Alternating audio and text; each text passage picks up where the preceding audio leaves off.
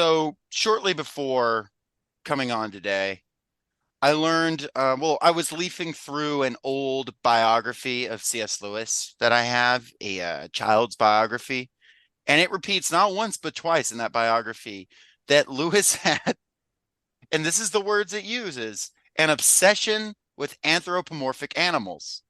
And I just want to ask y'all here on the pod to open up. We got to decide today, was C.S. Lewis a furry? Yes. Yes. Okay, glad we got that settled. Theme music.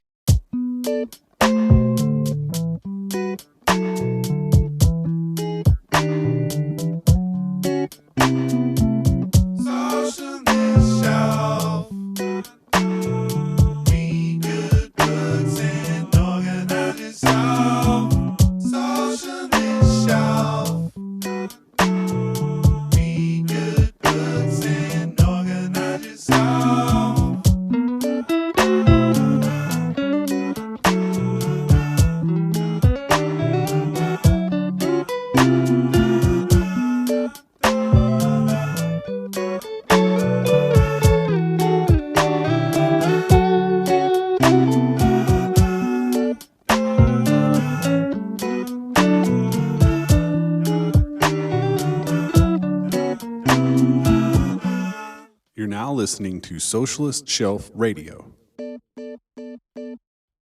Welcome once again to the Socialist Shelf. Folks, you heard it here first. This week we are doing Francis Spufford's The Stone Table, the Lion, the Witch, and the Wardrobe fan fiction, the Narnia fan If fiction. only. If only. No, we are doing the prequel, the sequel. It sounds like the sequel to it chronologically. The Lion, the Witch, and the Wardrobe, of course, by our friend of the show, C.S. Lewis. Famous friend of the show, Clive. And speaking of friends of the show, Aysha, welcome back Thank you. From our Catcher in the Rye episode. Mm-hmm. Thank you so much. Thank you for having me back on. I'm so excited to be a hater this time. Mm-hmm. A little preview. Well, the thing is, I put out on Twitter who wants to join us on our Narnia episode, and Aisha volunteered. So, you're back at it.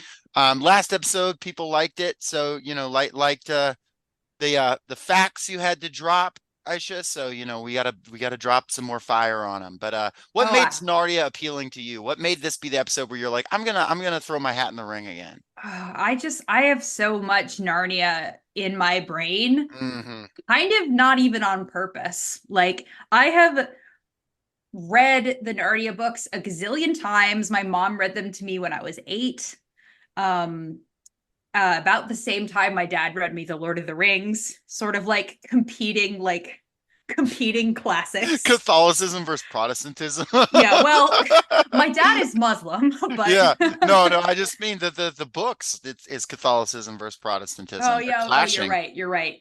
Yeah, I was in the musical of The Lion, the Witch, and the Wardrobe when I was in middle school. Who did you play? I played Mrs. McCready, the housekeeper. Okay, the McCready, let's and go. A dryad, I think, in the ensemble. Okay. I had a green dress on. Sounds dryadish. Yeah, I had the BBC low budget productions of the first 4 Narnias. Mm-hmm. I think they did. I had those on those big like double VCR tape box sets, and I watched the shit out of those as a child. I was obsessed with them. Excellent. Speaking of furries, they were like, all of the animals in them are like guys in suits. So I remember the owls so well from their silver chair one. I think it was the owls. I remember so specifically. You could like hear the joints moving on the screen. It's in the final audio of the movie. Yeah, it's so good. It rocks. And I've seen the more modern movies too. Only one time. Did not. Vastly inferior to the BBC productions, in my opinion. Understood. Really? I'm Tilda Swinton as the White Witch defender, but I do like Tilda Swinton as the White Witch. I support Tilda Swinton. I feel like that, like, a thing about me is I really love the crappy 2007 Keanu Reeves movie of Constantine. And Tilda Swinton plays the angel Gabriel in that. And I Yes. feel like Mhm. that awakened some things in me. That makes sense. That makes It's sense. one of the reasons I'm like this. I mean, and White Witch seems the easiest person to cast. You just find somebody with that sort of like androgynous vibe, and then just like crib notes from the Queen of the Night and Magic Flute, you know? Right. You're like, what is C.S. Lewis's like? Find somebody that you just know that C.S. Lewis, if he met them, he would be so mad. Right. Well, we watched Lenore. We watched not long ago. Does the CS stands for cunt serving Lewis? You are stealing the worst of all possible worlds bit flagrantly here. Am I? Yes, that was a bit on their episode about the screw tape letters. AJ Oh did my that the whole time. I literally have not listened to that episode yet. So Have you actually not? That's I have phenomenal. not. So y'all, I apologize. No, The thing about it's AJ good. is that he takes up all the bits, and there's no bits for the rest of us. So That's true. It's Does AJ perhaps stand for all jokes? There you go, AJ. If you're listening to this, shout out. I don't know if I was gonna say shots shouts fired. out That's to not his family. shout out to his family. No, we watched it, Lenore. We watched a Tilda Swinton movie not that long ago, 3,000 Years of Longing, where she basically she basically is so horny for her OC that he becomes real. And it's played by Idris Elba. It's really good. I want my OC to come alive and be Idris Elba. Yeah, that's basically what happens in the movie. But we are not here to talk about 3,000 Years of Longing and its deep purple hues and being very pretty. We are here to talk about the Chronicles of Narnia, specifically the most famous and first Narnia book. No, do not come at me. The first Narnia book is not Magician's Nephew. It is The Lion, the Witch, and the Wardrobe by C.S. Lewis. And I'm honestly surprised it took this long for me to get around to this book. I have a very similar experience to Aysha with my background with this book. Just genuinely read this so many times as a kid, in all of the Narnia books. I mean, they're very quick reads. I mean, like even as a kid, I would go through them just very, very quick. I knocked this out in like a day. Yeah, easy. And they're they're very easy reading. We'll get into it. It's nice little kids writing. I enjoyed the movies, specifically the original Lion, the Witch, and the Wardrobe one. I didn't really dig the other ones. I had a massive crush on Peter as a kid, both in the book and the actor who played him in the movie. Obviously, don't know his name or anything, but when I was a kid, like when I was like 7, I was like, oh my God, that's the coolest reason guy. they call him Peter the Magnificent. Yeah, he was the coolest guy I've ever seen in my life. Like he killed that wolf so well. But yeah, the Chronicles of Narnia, The Lion, the Witch, and the Wardrobe it's funny. It says a portal fantasy on Wikipedia. It's an isekai. Yeah, published in 1950. I fled London to escape a Nazi air raid and ended up in a fantasy world. Yeah, exactly. It's now I have to marry my sister or something. Crazy, yeah. Now there's a lion talking. Yeah, I think I'm a queen with my brothers. Yeah, what's up with that? Yeah, well, we can figure that out. But these books, this is the first of 7 books that would just be pumped out from 1950 to 1956. In fact, Lewis, oh my God, basically had them all done like earlier, and they the publishing company was just like, all right, we're gonna space these out more. Bro, that makes so much sense. He wrote them so fast. I mean, they're not long, and he was very prolific. And let's get into the man himself, because I will say C.S. Lewis as a figure, towering figure, specifically in evangelical circles, Christian circles. Not exclusively, well-known author, well-known, his literary criticism, especially of things like Paradise Lost and stuff like that, still used. He was a scholar. People knew him, and the name is known. You'll see a lot of quotes misattributed to him on boomer evangelical Facebook, arguing in favor of Donald Trump or whatever they like that day. But Donald Trump is my boy, C.S. Lewis. Yeah. No, literally was a going around like multiple like anti-mask C.S. Lewis quotes that like we're not legit anti-mask. Yeah, like in 2020, 2021. Was it like so he was pro-fem? Was it it was like a screw tape letters like one day we will deceive them all into wearing masks. It's like sure, C.S. Lewis predicted this, right? Yes, my dear Wormwood, or whatever the fuck. So good. I mean, Okay, so I was deceived into wearing masks for 30 years, and look how it turned out. there we go. Same. Got him. Got him. C.S. Lewis was born in Belfast, Ireland in 1898. And do not say differently. If C.S. Lewis was ever called anything but Irish, he took that very personally, despite his family not having an Irish background. And him kind of being a rich guy, rich family that lived in Ireland and like were He was separate from the race faking populace. being Irish. Yeah, that's the base. And I mean, he was, acculturated in Ireland and Belfast and stuff, but it was like What his family was not Irish is and that they like? did not live like Irish What people. would be They the word for that? Like green face? don't know. It's he, Damn it. he was doing it though. And I mean, he loved the Irish culture, but he was the child of Albert James Lewis, a solicitor, and his mother was Florence Augusta Lewis.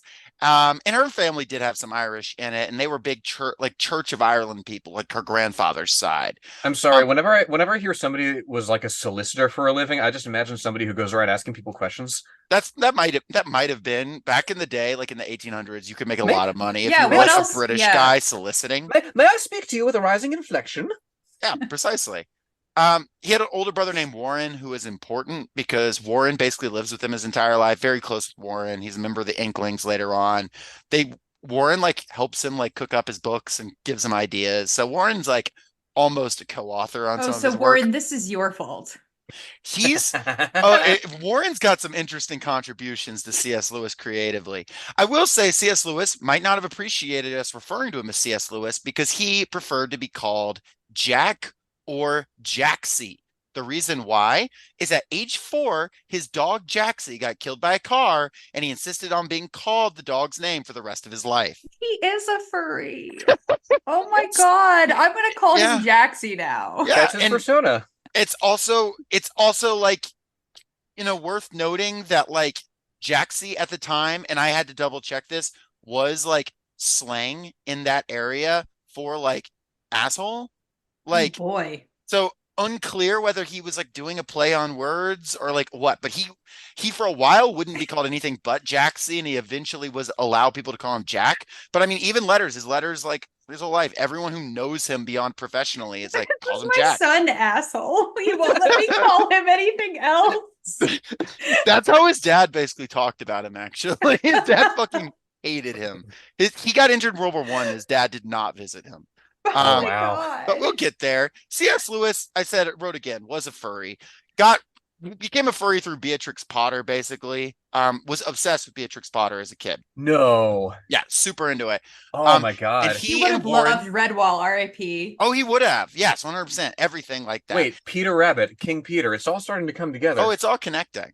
Mm. He and Warren invented the land of Boxen, Boxen, which is their fantasy land run by animals. He merged with his brother's Warren's story. Warren had a neighboring kingdom that he made up called India. Oh my Yes, God. Warren invented what he thought India was, Oh my and they made them God. adjoining continents in the land of Boxen. Oh God. Are you still following me? I got you. This is you. the family that we're talking about. So then Lewis's mom dies, which she's at age 9. She was apparently the stabilizing force in the family. So we went to Weinard boarding school, which was a fucking nightmare. I will say, like, jokes aside, like he was badly abused at this place. His biography implies that he was sexually abused. He was definitely physically abused. This place got closed down by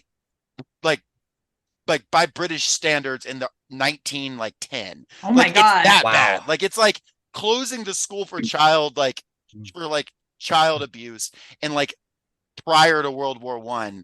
That's insane. But Yeah, no that's wonder he crazy. wanted to That's escape like- into a Yeah, that's multiple kids had to get murdered. right, like it was Oh, yeah. bad. He actually at this time threatened to commit suicide. It was like a whole thing. Like it was bad. And then he started suffering asthma. So he has like this real trauma. And he also lives with Warren at this time at this school, comes home and is just despises his dad, and leaves to go to this place, Cherbourg House, which is another school, rich school.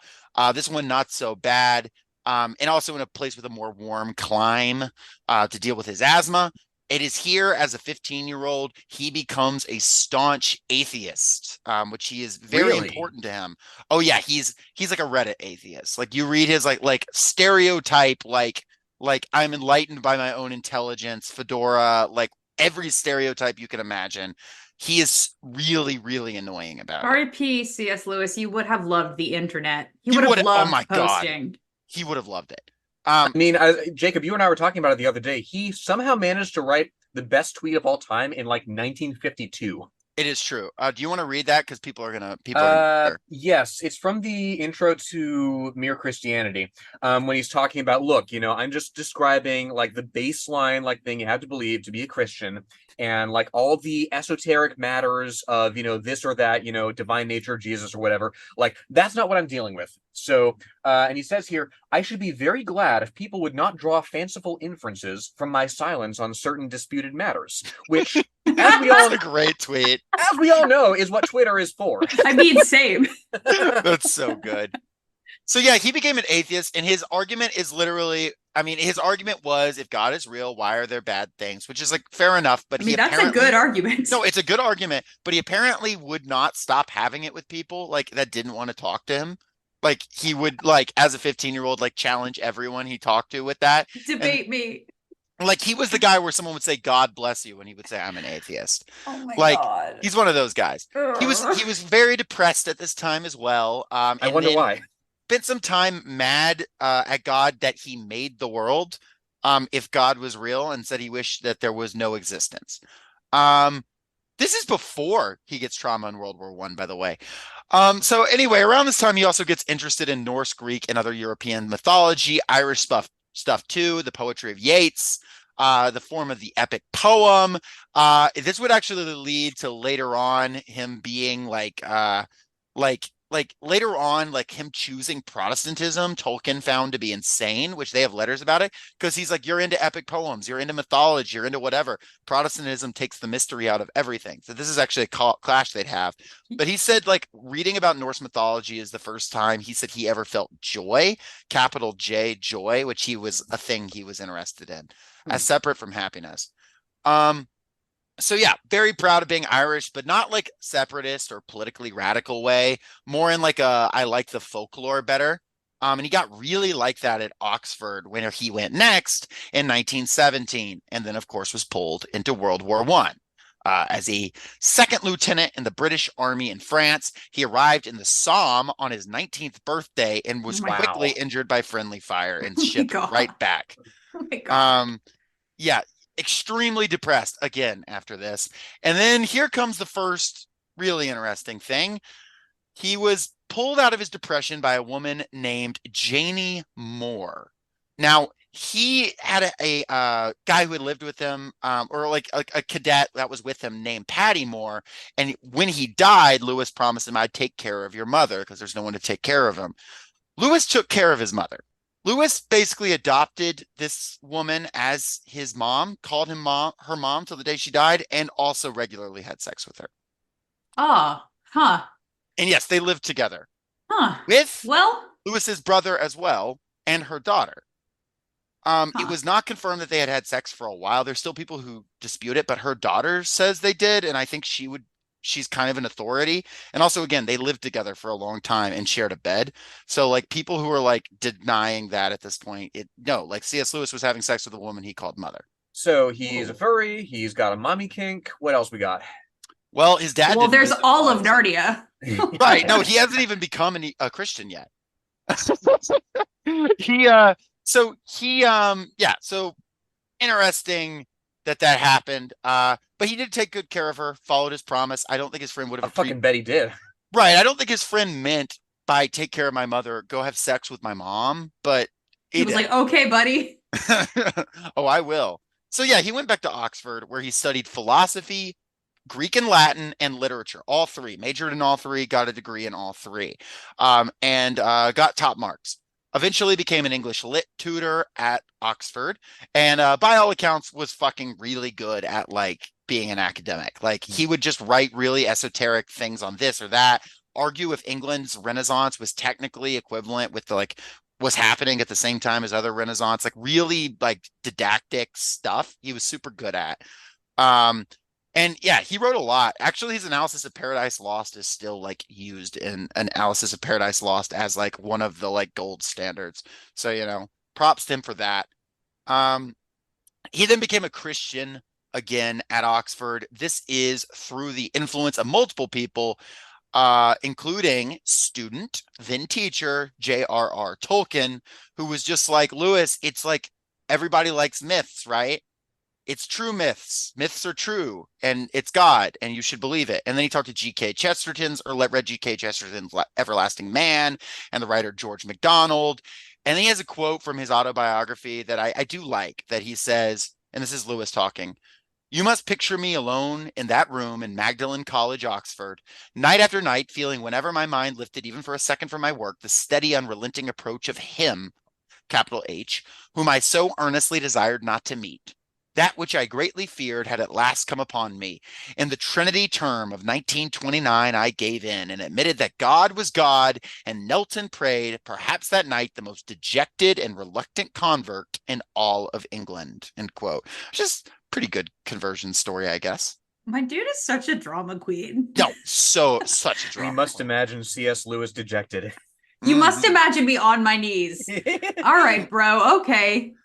And speaking of the bros, 1929, the founding of the Inklings, which is a group of dudes who get together every Tuesday morning at the Eagle and Child pub and get absolutely blasted before going to work.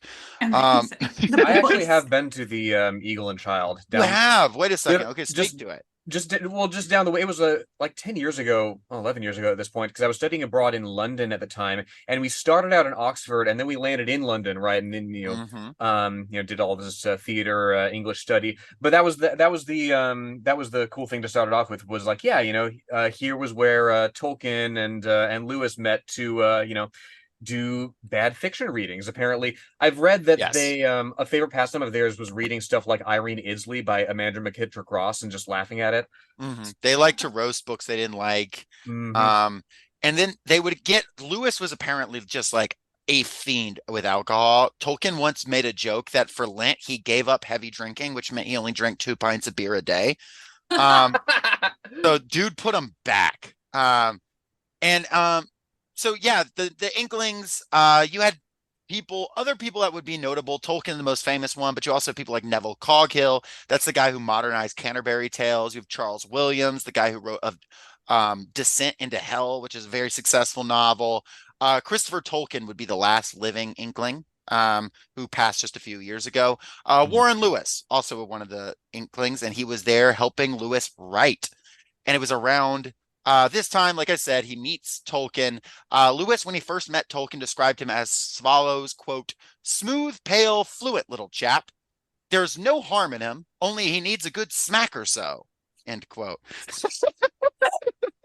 I can't decide if this is like, if all of this sounds very gay or very heterosexual. It's unclear. Lewis in a lot of his letters likes to get joke about his like friends spanking him. So like he was like, "You'll have to give me quite the spanking for this one." So whomst among us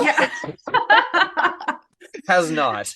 So it's, once again, it's that. Tolkien, and he, also converts, and Tolkien is just fucking pissed that he converts and becomes a Anglican instead of a Catholic. Tolkien is so mad about it because Tolkien is like, that doesn't make any sense. Tolkien fucking hates Protestants. He feels very strongly about this. Tolkien also, they're all protesting, right? Exactly. Tolkien also, I don't even know how to respond to that. Tolkien also hated when the Catholic Church stopped using Latin in Mass, because he said the same thing. He said we're turning into Protestants. Nerd. I mean, Tolkien was a famous hater. Oh no, yeah, massive. He was one of the top haters, and he would hate on Narnia as well. I know.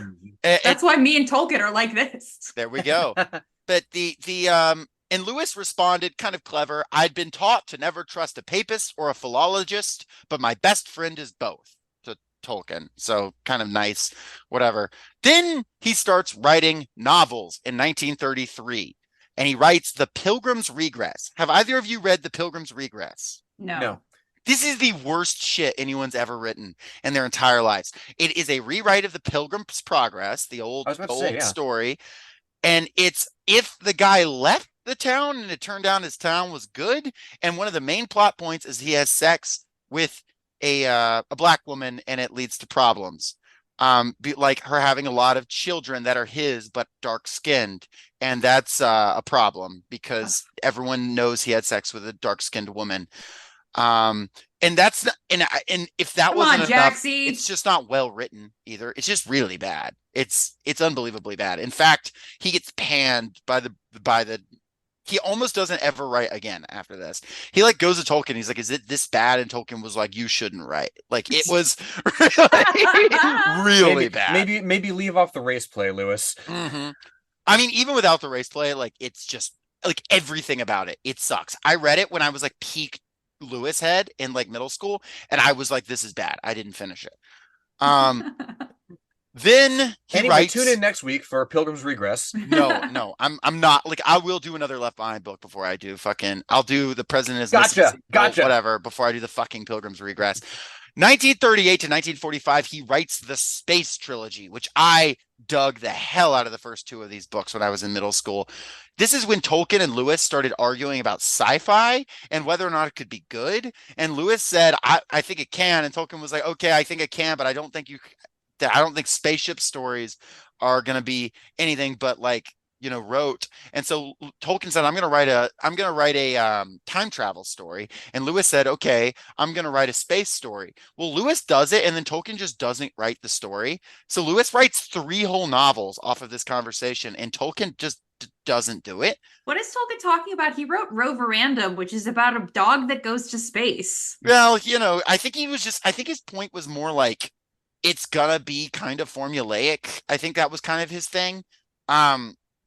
But the thing is, Lewis got so mad that Tolkien didn't, what do you call it? Didn't write his book that in the second book of the Space Trilogy, Paralandra, Tolkien is written into the world as a guy named Ransom, and Lewis's stand-in character beats him to death and damns his soul to hell. Let's go.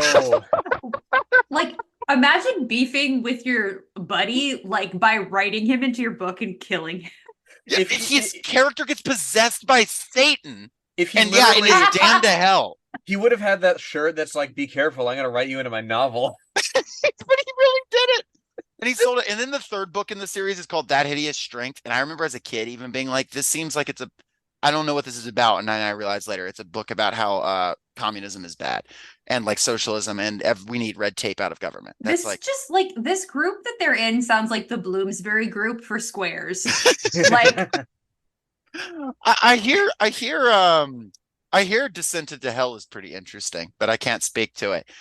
You can play the campaign version of it in Descent into Avernus in D&D 5e. There we go. The Baldur's Gate. He wrote Baldur's Gate here. He started to write a 4th space trilogy book called The Dark Tower, then blessedly did not. Oh my god. Kind of interesting. Then the Blitz began. We start getting, the World War II, Britain's getting bombed, and Lewis took child evacuees into his home after being rejected from military service. The military actually did accept him and said they wanted him to work for the Ministry of Information so they could distribute propaganda that was fake so that like Germans would fall for it. And Lewis said he wouldn't because he would not lie, not even to the Germans. Oh my God. Because God didn't like that. So instead, he got hired by the BBC. So he was cool to go kill people. But anyway, which, by the way, totally fine with lie. It's very strange. You should lie to Nazis. Right, you should lie to Nazis. That's fine, actually. At the very least, yes. So he turned to working for the BBC from 1941 to 1943, giving speeches on the air about apologetics that would be the book Mere Christianity, titled The Best Book of the 20th Century by Christianity Today and seen as the book of apologetics. It is the book Christians, evangelicals refer to when they're talking about like proving God is real with facts and logic. Mm-hmm. Have either of you read this book? A very good job. Yes, I have. Yeah, it's not great. I read part 1 and then I listened to most of the rest while I was playing Dwarf Fortress. So yeah. How much of it I absorbed is up in the air. I was like, it's not great. Descartes like smoked this 500 years ago. So I mean, like, I don't know. It's very strange. He then writes in the same time the Screw Tape Letters, which does irreparable damage to the evangelical mind. Um, my dearest Wormwood. Check out the Worst of All Possible Worlds episode on Screw Tape Letters. They really do a deep dive on it. It's a very good episode. Um, and then at this point, he gets offered the Commander of the British Empire Award by Winston Churchill because he did such a good job during keeping the country together with Mere Christianity. And then he turns it down because he says he's not political. Um, I hate this guy so much. I fucking hate his guts. The reporter came and asked him about what his politics are, and he started talking about the Latin root word polis until the guy left. I fucking hate this guy. I'm gonna beat him up in a parking lot. He has a quote about politics. But this is about because someone was like, well, shouldn't a Christian society, provide for people or whatever? And he says, a benevolent scientific bureaucracy which destroys or damages mediating institutions such as the church and the family and makes genuine freedom, well, that would be difficult to achieve. But then he says the leaders in such a government will take charge of the destinies of others, themselves simply men, none perfect, some greedy, cruel, and dishonest. And then in present concerns, he said, personally, I speak not to politics because I don't deserve a share in governing a hen roost, much less a nation. He was onto something there. Nor do most people who believe advertisements and think in catchwords and spread rumors. The real reason for democracy is just the reverse. Mankind is so fallen that no man can be trusted with unchecked power over his fellows. Aim at heaven and you will get earth thrown in. Aim at earth and you will get neither. To his credit, was asked to help start a Christian political party and turned it down because he said Christians shouldn't think about politics. And then when it's really pressed for what he believed, he said, I'm a classical liberal who believes in small government. Oh my God. Like, I don't know. Like, this is I have a philosophy degree, and like Lewis is like one of the people that I would talk about when people would be like, well, like you're all philosophers are atheists. They don't care about like there's Christian philosophers, but none of you care about that. And I'd be like, I care about Christian philosophers. I've read C.S. Lewis. I've read St. Augustine, blah, blah, blah. Mm-hmm. C.S. Lewis is just like everything he says. I'm like, bro, what? It's all bluster. Like all of his stuff is like, I mean, I guess he's not really genuinely doing like philosophy in the sort of like analytic sense. I think he thinks he is in Mere Christianity. Yeah, he does. But like, I don't know, like all Christian philosophy to me is this really deep flaw that like it like by its very nature it begs the question, right? It assumes what it's trying to prove. It's just a tautology. There's no like point to it. Aysha, do you know about his debate with Elizabeth Ansco? No. Okay, I really quickly. Okay, it's very brief, but she responds to his book Miracles. She is a Christian, and she takes apart his argument for the existence of miracles from just an objective standpoint while still believing in miracles, because she says she just like destroys him so much that he for a while doesn't write anything but children's books. So yeah, if you ever want to read just a takedown, he literally had no response to it. He rewrote Miracles later on because she destroyed his argument so thoroughly in that book. Wow. So appreciate, and she did that she was like basically as a lover of logic. I'm still a Christian. I agree with his points. He's just making bad arguments. So, shout out to Elizabeth. But in 1945, he writes The Great Divorce. And I wanted to shout this one out because I kind of love this book. It's not great. Like, it's stupid conceptually, but I like this book has a special place in my heart about a guy visiting heaven from hell and no one from hell being able to stand heaven, and hell being just this, I don't know, just it's interesting to me, and it's always been like a brainworm in my head. It's like a novella he wrote. He was kind of cooking with that one, but well, I mean, and then Joan and Vasquez did it better in Johnny the Homicidal Maniac. I'm sure. And then 1949, The Chronicles of Narnia. And I'll let him say it. He said in the essay, it all began with a picture. One thing I am sure of, all my 7 Narnia books and my 3 science fiction books began with seeing pictures in my head. At first, they were not a story, just pictures. The Lion all began with a picture of a fawn carrying an umbrella and parcels in a snowy wood. The picture had been in my mind since I was 16. Then one day, when I was about 40, I said to myself, let's try to make a story about it. At first, I had very little idea how the story would go, but then suddenly Aslan came bounding into it. I think I had been having a good many dreams of lions about that time. Apart from that, I don't know where the lion came from or why he came. But once he was there, he pulled the whole story together, and soon he pulled 6 Narnia stories in after him. So that's his explanation of how Narnia is a thing. A But lot of pulling by lions going on here. yeah, Yeah. a lot of pulling by lions, but also like, dude, you just wrote about Jesus and you made him a Yes. lion. hmm Yeah, and he didn't really even make up the analogy of Jesus as a lion. He just had to choose lion or lamb, and he chose lion. Like it's weird to say he doesn't know where it comes from. Yeah, I'm like, bro. This was the interesting sort of parallel that was knocking around in my mind earlier this week, right? Because, of course, everybody knows that H.P. Lovecraft's cat was named after a slur, right? But like that, like Aslan as sort of divine figure, is the tip of a much, much crazier iceberg. Like as you're walking into it, and you're like, okay, so I kind of get the thing. He's a this, and it's like, yeah, but like you don't understand how deep this rabbit hole goes. So the Well, thing you were about talking. Aslan that I don't understand is that he seems to have like hands. Yes, He like holds things I and think he's shakes people's hands. He's supposed to be anthropomorphic. I think. I think that maybe in the original Lewis was imagining him as like somewhat anthropomorphic. I have to imagine that. He's certainly an anthro-lion, like bipedal at the very least, in The Problem of Susan, which Neil Gaiman wrote in '04. Right. And then, you have that hot lion on witch accent.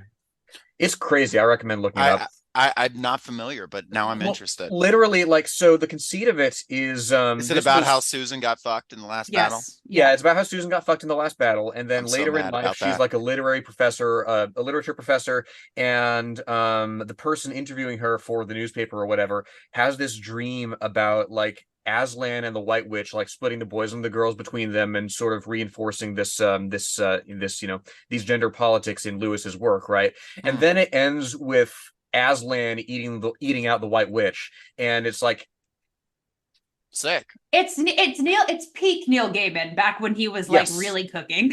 yes, Neil yeah, his Neil Gamer. Yeah, back yeah, then yeah. he was Neil Gamer for indeed, real. indeed. Uh, But yeah, like it's to my mind, like, I mean, Jacob, you were talking to me about this earlier, right? It's about where he rehashes his arguments in Mere Christianity for to argue for the existence of Narnia within the book. And I was uncovering that as I was reading the book before I Oh got yeah, I want to distracted. get to that for sure. Let me just close out this Lewis file. I know we're going Totally. long, but this is a short book as well, so it's all good.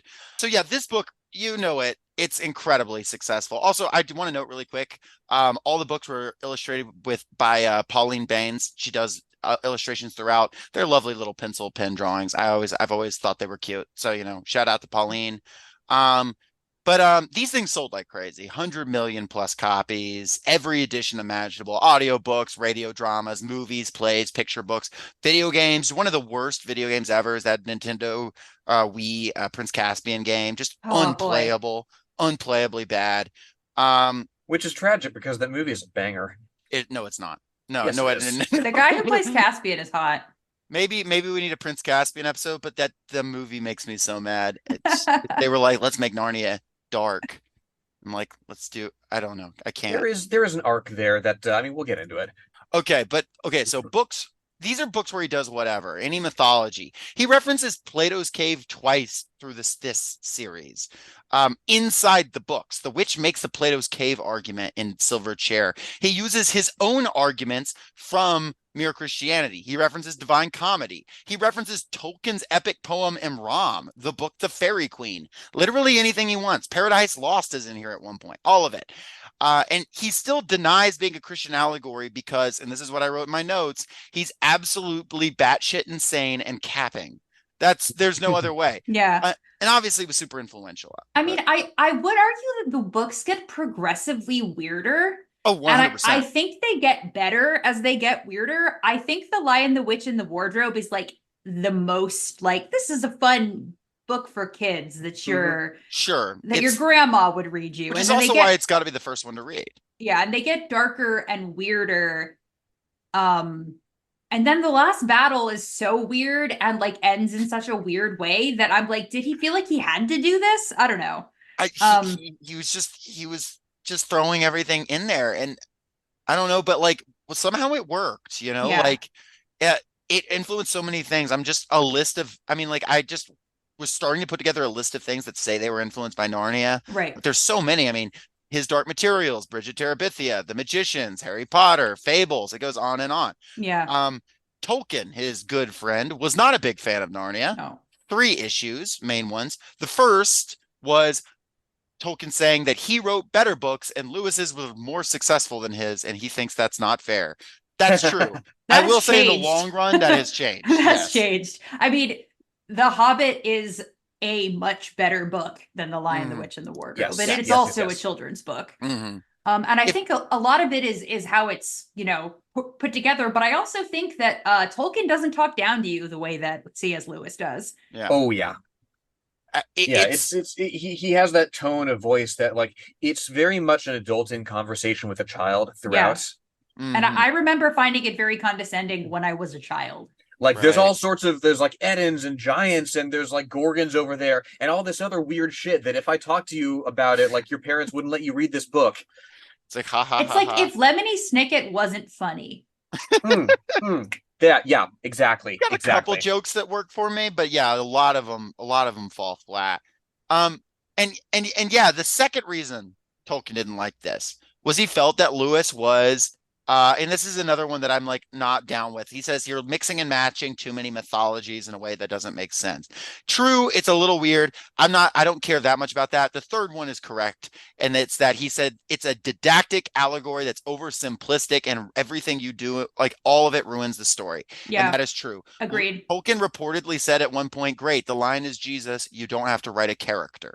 Like, which is brutal and actually hurt the French. I also know that Tolkien would get very upset when people would call Gandalf Jesus, because Gandalf also dies and rises from the dead. It is different, but it is very different. I actually don't. I believe Tolkien when he says Gandalf wasn't supposed to be Jesus. I don't believe Tolkien when he says that he didn't have it in his head at all that the ring was like sin. Like, come on, it is a little bit. Well, but Gandalf is an angel, isn't right? he? Exactly. Like, yes. Like and Tolkien would admit later that like he does have Christian influence. There was just times where he would get mad at like journalists. Yeah. It's like, critical support to getting mad at journalists. Right. Yeah. I mean, Gandalf, like, I mean, he is, he dies and he rises again, but he's not the crux of the mythology. Like, it's not through his sacrifice that ultimately Sauron is destroyed. He's one player on that team that, just happens to work by the, rules of the Maya. In the early 1950s, Lewis and Tolkien started seeing less of each other. They were friends till the end, but they fought every time they talked over theology, over Narnia, over Lewis's marriage to Joy Davidman, which will come up in a second. But Lewis apparently sometimes would write Tolkien letters just saying, I miss you. It was a whole thing. I mean, Lewis was very into Joy. Right. Yeah, on Joy. Joy Davidman is important. There's actually like multiple movies about the romance between, the most famously being Into the Shadowlands, about Lewis and Joy Davidman. She was a Jewish communist turned Christian by Lewis's arguments in Mere Christianity. Oh my God. And so she was like a fangirl who traveled from the United States to meet Lewis, had an abusive husband back in the States, fled him. Oh my God. And she helped him on a number of works, including Till We Have Faces, his last novel and what he thought was his best novel. And the main character in it is based on her, and it is a retelling of the myth of Cupid and Psyche, whichever. And turning Christian by reading Mere Christianity is like turning Mormon by watching the Book of Mormon. Yeah, basically. Which apparently there were people that did that. Actually, I read an article about a guy that was converted by the Book of Mormon. So I mean, it makes it look fun. It does. It makes it look fun. Mere Christianity doesn't really make Christianity look all that fun. But she died very quickly after marrying him. She died in 1960 of cancer, RIP. She I will say, Lewis, it's kind of sweet. He was terrified of travel, but he overcame his fear of travel to take her to Greece just before she died because it was like her Oh. great dream. Um, and under a pseudonym after her death, wrote the book A Grief Observed about their brief romance and her death. I wanted to pull a quote from it because let's just see what y'all think of this. Quote, sorry. She was like my daughter and my mother, my pupil and my teacher, my subject and my sovereign, and always holding these in solution, my trusty comrade, friend, shipmate, fellow soldier, my mistress, but at the same time, all that any man friend, and I have good ones, has ever been to me, perhaps even more. End quote. He's a furry. He's got a mommy kink. He's hot for teacher. I feel like I could write an entire thesis on that quote alone. There's so many things going on. I make sense he wrote this one under a pseudonym. Oh boy. A year after, and Tolkien disapproved of the marriage. First of all, he didn't like her. Second of all, he said she's an American. You shouldn't marry an American. And third, he didn't like the fact that she'd been divorced. And Tolkien was, very strict about that To sort of be thing. fair, it seemed like Tolkien, I feel like, was a shittier person than C.S. Lewis. I just think he was a Possible. much better writer. Oh yeah, he's definitely a much better writer. It's hard to say who's like, because it's like a lot of things that Lewis did, like he wasn't like going around doing bad things No. necessarily. He's just like He's he just was a just crank. Yeah, exactly. So Lewis starts to die off after Davidman's death. He has kidney breakdown from just the sheer amount of beer he drinks. And he dies in 1963. Call back to our first episode. Lenore, do you remember? Oh yeah, the very day that Aldous Huxley and John F. Kennedy die. So it gets almost no coverage in the press. And Holy then there's like shit. people mad about it, and some people were saying it was because he was Christian, but he wasn't getting any press coverage. But actually, it was because JFK died that same day. Oh my God. So upon news of his friend's death, Tolkien wrote, I have received an axe blow to my roots. And that's the last thing I've written on Lewis's bio. So and I mean, he wrote a lot more than that, but I already mentioned a lot of things. This was already a very long bio, but there's just a lot to this guy. Like, to understand Narnia at all, you have to understand this just strange man that like just decided to make it one day and wrote it in like presumably like 30 hours. 35 minutes. It kind of reads like that. I'm gonna be real. Man. Yeah, there's like, 2 meetings with the White Witch, there's 2 battles, and, I'd forgotten just how, like, quick fire the pace was of Lion Witch Wardrobe. It's and fast. It is quite fast, and, credit where it's due, like, the movie, it's feature length, and it's paced such that it doesn't feel like, over before it's started. Right. I mean, I respect a man who does not want to write a battle. Fuck that is cool. Yeah. That is cool. And I also, he's got the thing with I wrote this down. The way this book works is quick plot summary of a lot of things happening, very specific description of something small, dialogue, and repeat. And you just do that cycle over and over for 90 pages. And that's the book. All right. Yeah. And it works. I guess it works for kids, yeah. But yeah, we read The Lion, the Witch, and the Wardrobe for this. It's the first book that was published in the series. It is the first book in the series. And I've talked for a long time. So, what are y'all thinking on this Lion, the Witch, and the Wardrobe? Right off the bat, it opens up dedicated to his goddaughter with a kind of a sweet dedication, I will say. I did highlight that. Something about fairy tales. Yeah, I think I really respect the whimsy at play here. There's bits and pieces where the part that I really like that jumps out to me, and it's so frivolous, is when they're fleeing the beavers like a dam, right? Because the witch is caught on to where they are, right? And Mr. Beaver insists on locking the door as they leave because it'll delay the witch. I mean, no, it won't. It sounds like a bit, right? But it's never dwelled on, so for all we know, maybe it could, right? Yeah. And it's that kind of fidelity to kid logic, right? To childlike sincerity that it's the same sort of thing that the professor appeals to, right? When he makes the mere Christianity argument about Lucy and Narnia, But that's what I'm saying. Like it's perfectly harmless for kids, if you don't approach it with the context of Christian apologetics, it's right. It's perfectly harmless. I mean, kids. I feel the way about Narnia that I feel about a lot of Christian media is that part of me is reading it, and part of me is like wishing for what it could be if it Sure. wasn't Christian.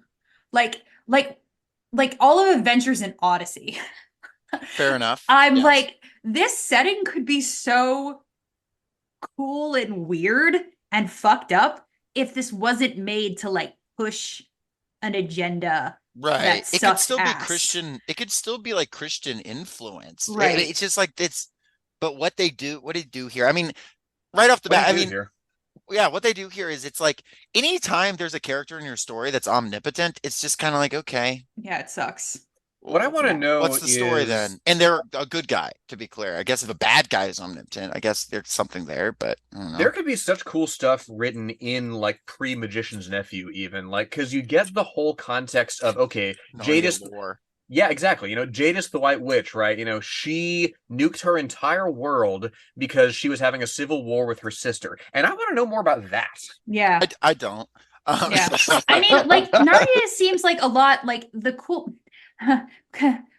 they talking about like, for instance, the way that Stephen Moffat writes Doctor Who. Mhm. All of the coolest shit that happens in Stephen Moffat's run of Doctor Who is off screen.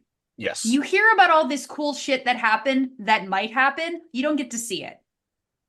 And I kind of feel like that a little bit with Narnia. Well, you know, Like, the magician's nephew, that whole thing with the war with her sister was Tolkien, or not Tolkien, Lewis talking about nuclear weapons. Yes. oh No, my God. he was Yeah. doing a commentary on nuclear weapons, really incisive stuff there. I mean, Clive. I actually really like The Magician's Nephew. I think that what Narnia has is it has some extremely clear, like beautifully well realized images that really Mhm. stick in your mind. Like Yes. the portal, like the wood between the worlds. That one's a I solid. think about a lot still, even as an adult. And I think that's such like a beautiful, like clear, like whimsical thing. Right. And I really, really loved the first section of The Magician's Nephew when I was a kid. I would read it Mhm. again and again and again. Like the part Mhm. like with the house and like them like crawling through like the crawl space to get to the house, but then going to the wrong house and meeting like somebody's crazy uncle. Like I loved that shit when I was a Right. It's kid. cool. Yeah, it's Well, awesome. and I think, I mean, this book opens pretty quickly with a strong image of that lamppost in the wood, which is like iconic. And you have the fawn, and which is, Yeah, the image that was burned into his head, according to him, since like age 17.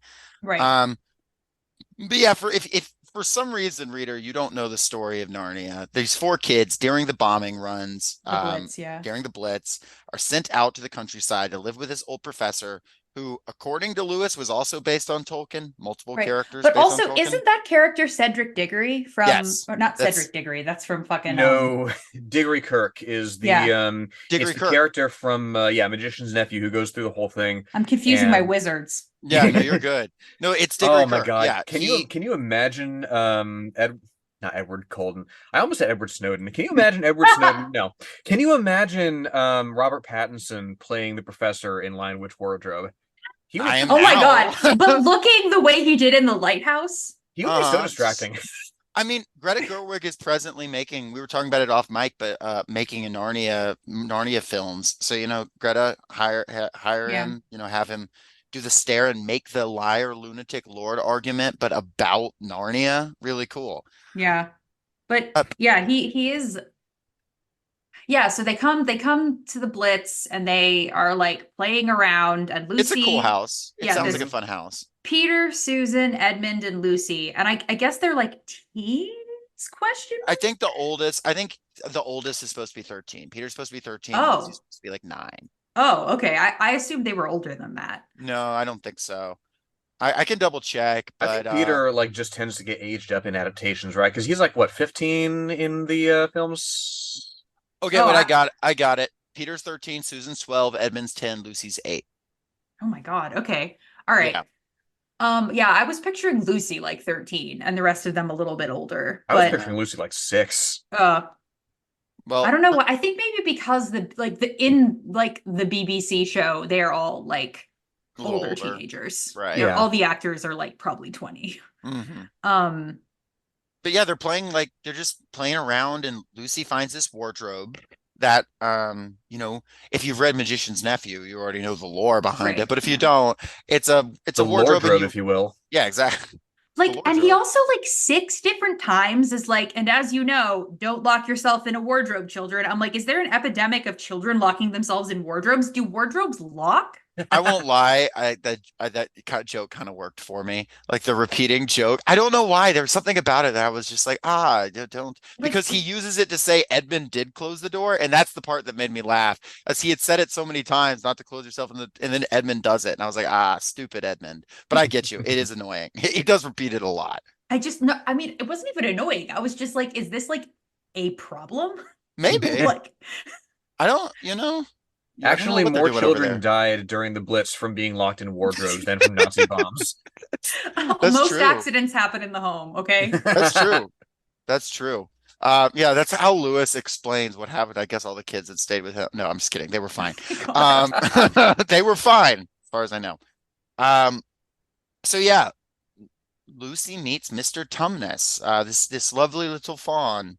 And he's Fancy little boy. yeah, fancy little boy who's a spy for the White Witch. Right off the bat, I don't want to be this guy. I don't want to be Cinema Sins here, but Mr. Tumnus's library has a book called his Man of Myth. And later on in the series, he will reveal that there's massive nations of humans. And multiple times this book, they're like a human in Narnia. There's so many Right. humans in this world. I'm sorry, I don't want to do it, but I got to give him the ding, the sin counter going up. I He's mean, all violating his like lore right here. in my notes, wrote here, how did these MFers know about Adam and Eve? Right. That's the other thing. Like there is that as well, but like Christmas is also a thing in Yeah. Narnia. You know, Santa Claus, Father Christmas shows up at one point. And he does not approve of women fighting in wars. Right. Oh my God. I mean, I do kind of agree with Tolkien's, like, I don't mind mixing myths. That doesn't bother me, but his mythology is definitely kind of confused. Like, it's got a lot of like elements in it that kind of don't really pull together in this book. In this book, he kind of just is like, what do kids like? Christmas? It raises No, go questions ahead. that I don't think he intended to have raised. Like, yeah, so Lucy goes and she has tea with this fawn, and he's very nice to her. And then he starts just crying, and he's like, oh my God, I was going to sell you to the witch. And she's like, okay, don't do that. So he lets her leave. And then she tells her brothers and sisters that she found this amazing place in the wardrobe, and they're all like, bet. And then they go check and they can't get in, right? That's, and they're like, you're dumb, liar. Yeah, and Peter's nice about it. And I remember being a kid and I'm being like, he's so cool being nice to his sister, saying she's making up stories and why shouldn't she? But it's like, and then though they play hide and seek again, they play hide and seek. And at this point, Edmund wanders into the wardrobe, and Edmund is just a piece of shit. Right, He's just let's like talk the about worst. Edmund. Edmund is a little bitch. Canonically a school bully. Yeah. Yeah, However, he is what, 10? Yes. Like, and that's he's no excuse. He a deserves to die. I actually feel bad I always feel bad for Edmund. Feel bad for all of them. I feel like Edmund, is like, there is this tiny little throwaway line at the end about like how he went to that horrible school and that's where he started to go bad, which to me implies that he was abused. Well, if it's Lewis referencing his own life, then that gets really dark really fast. Right. Actually. Like, because how does a 10-year-old become like this? They don't become like this organically. Like, When I say, but the book does imply that he deserves death on the stone table. Like the law of the universe. Which is that bananas. Yeah, C.S. Lewis goes out of his way to be like, fuck this kid in particular. Yeah. But he's very mean to his sister, and so he finds the White Witch in the woods because she's just chilling on the outskirts of her kingdom. And she's a witch. I don't know. She's a beautiful queen, ice queen. And she gives him famously some Turkish delight, which have either of y'all ever eaten Turkish delight? It sucks ass. Is it not good? No, it's not good. I don't know that I've had it. All I want to say is about the White Witch is that I think that C.S. Lewis just hates to see a girl boss winning. That's a good point, because she did win. She did conquer Narnia for 100 years. Yeah. Of always winter, never Christmas, which like a lot of the things, the ways that he describes the witch, I think are very like that she's cold. She's an ice queen. She lords it over the men. She blah blah blah. I don't know. Like, there is something very with pale the skin, witch. but also like very red lips, you know? Yeah, it is very like, I don't know. It's like very fetishy, but also like she has qualities that I feel like he thinks a woman should not have. Right. It says her face was white, not merely pale, but white like snow or paper or icing sugar, except for a very red mouth. It was a beautiful face in other respects, but proud and cold and stern. And then she's like ordering and saying, "What pray you? And is that how you address a lady?" And you Right. know, but then she pretends to be motherly to take to Right. give him some food to control him. Mhm. Um, Yeah, it's again, you see the if you know the plot of the Magic Flute, like part of the reason that the Queen of the Night is such a villain is that she steps out of her lane as a woman, right? She doesn't subordinate herself to anybody, and again, aesthetically there are a lot of parallels. It's Right. very spiky, it's very a lot of cool colors, obviously.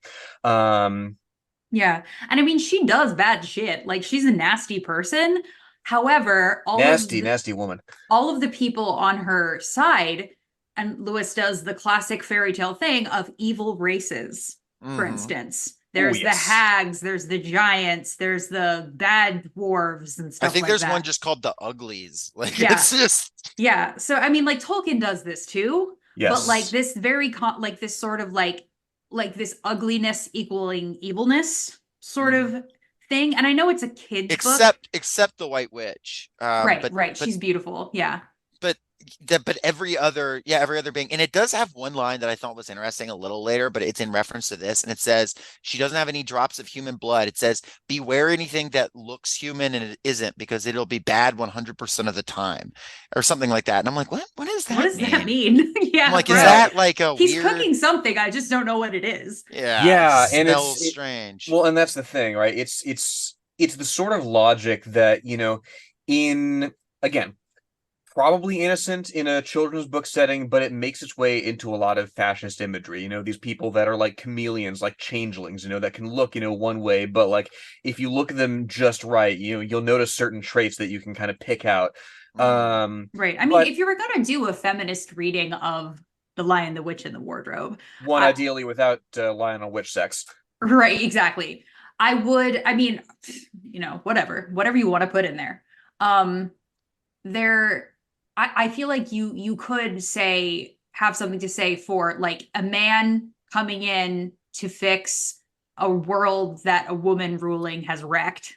For Mhm. instance, there is that. I mean, not that women can't be evil. There's a ton of really evil women in the world.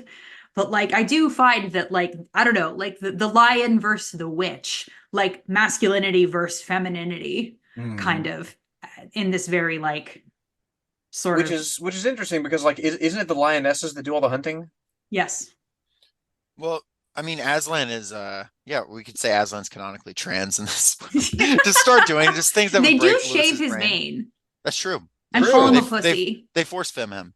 I will note, and I want to like if just like building off of that, you also like if you like reference Magician's Nephew, like the bad world, the world that goes to shit is after a war between two women. Like they're having Mhm. this war between sisters, like basically like a Mhm. world that is a matriarchy, like they say, and it was destroyed by the matriarchy. So Right. like I don't know, maybe that's something, but like It's the it's world is hard to called say. the world's called Charn too, which is I don't know if y'all have read the Black Company series, but like the main villainess of at least the first few books of that series has her capital.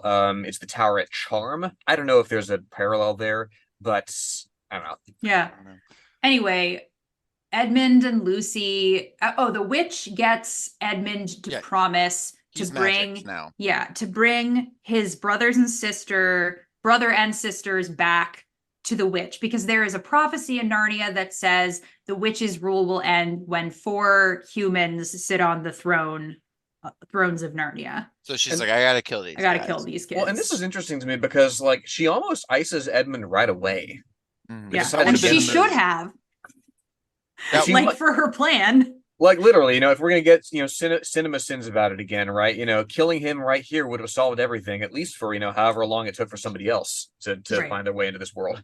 right. but they do all find their way into the world. All Yeah, four of them.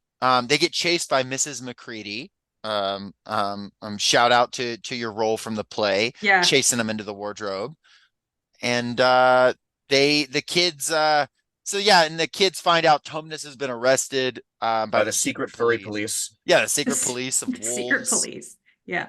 And and they fall in with some swell little beavers, some nice little beaver guys. I love the They're beavers. they're cute. Mm. They're cute. And they do the sort of lore dump. And And again, the like what crazy leads thing them is this to is like the halfway through the book too, is the funny thing. yes. Well, and what leads them to the beavers as well, again, that the kid logic that I respect that doesn't really have to be explained is that there's a robin that leads them to the beavers, and Peter's like, oh, robins are good in all Lead the it to stories, so beaver. we can. There we go. There we go. Yeah, exactly. But yeah, robins are good in all the stories, and indeed, in this one, the robin is good. I will say I did miss something. We mentioned it a little earlier, but I wanted to read a quote from the professor at one point because they ask him, they're like, Lucy's making up stories about Narnia. And then he says, logic, said the professor half to himself. Why don't they teach kids logic at these schools? There are only three possibilities. Either your sister is telling lies, or she is mad, or she is telling the truth. You know she doesn't tell lies, and it's obvious she is not mad for the moment. Then, and unless any further evidence turns up, we must assume she is telling the truth.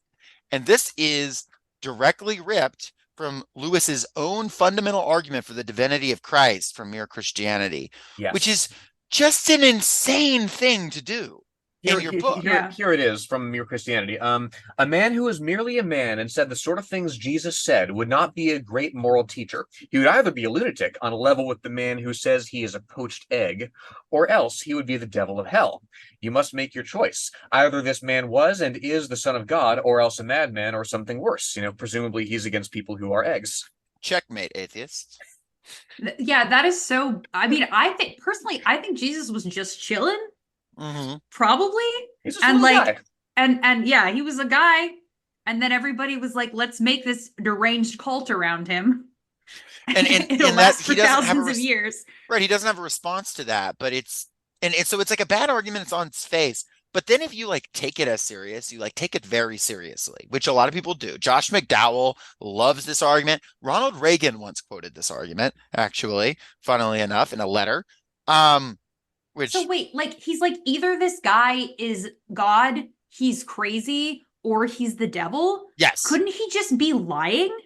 No, the devil is him saying he's lying. He's saying he's a devil if he's lying about being God. Well, then he's clearly lying. Like, I don't even, that's like, I don't know, bro. Or you're leaving off like that someone else made the claim, not him. Occam's razor it, maybe. Like, exactly. I don't know. The fact that you would take that theological argument that you made on the airwaves during the Blitz to a lot of people that apparently was meaningful for one reason or another, and that you use it to make the argument, put in the mouth of this professor that there is a world behind the wardrobe, makes it seem like he's making fun of his own premise, but he's not. Right. Yeah. Well, and again, by his logic, right, for a conception of insanity to exist, there has to be a conception of sanity to measure it against, and that itself is also manufactured. He loves that. He loves to say, well, we all agree there is morality. So you're saying there's an objective standard of morality. It's that so you're saying it's like, no, stop, It's that thing So go ahead. Yeah, well, he's like, well, humans run by their own logic that all binds them together, just as trees must, or just as other animals must. And it's like, okay, like if he acknowledges as dialectical, right, the secondary characteristics of a society, beyond just simple like interaction, like what's considered good and evil and fictional and non-fictional beyond basic perceptions of fair dealing. Why wouldn't those basic perceptions also be manufactured and dialectical, right, and subjective? Right. Anyway, it's survivorship bias toward the sort of communal drive that it takes to build a society. Like I have in my notes, it's why Leatherface lives in a haunted house with his cannibal family in the middle of nowhere and not in downtown Austin, Texas, running for city council, right? It's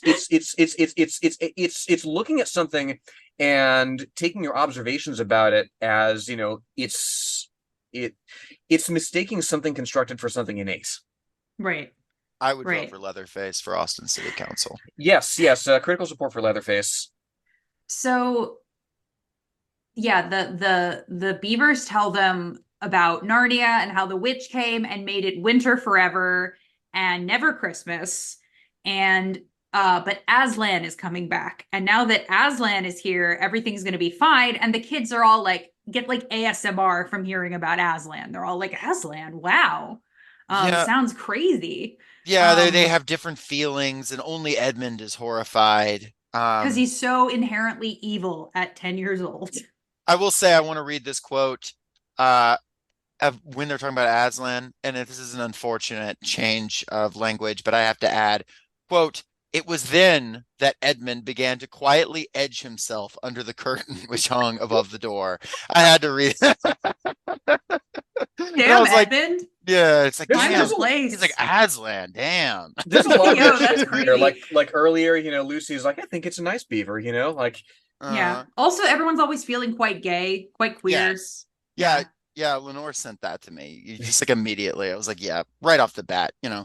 you gotta. But you get this line about Aslan that says he's not safe, but he's good.